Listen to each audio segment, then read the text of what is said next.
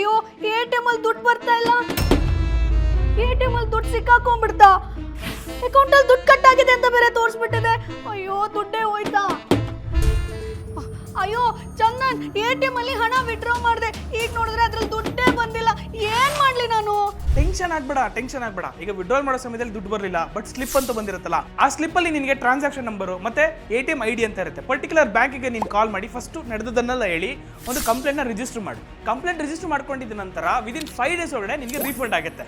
In case ಹಂಗಿದ್ರೂ ದುಡ್ಡು ಬಂದಿಲ್ಲ ಅಂದ್ರೆ ಏನೋ ರೀಫಂಡ್ ಕೊಡ್ಲಿಲ್ಲ ಅಂದ್ರೇನಾ?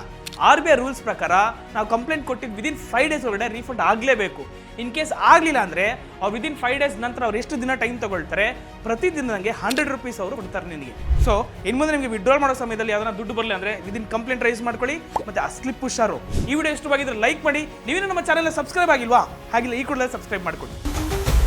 Boss Vala, B the boss.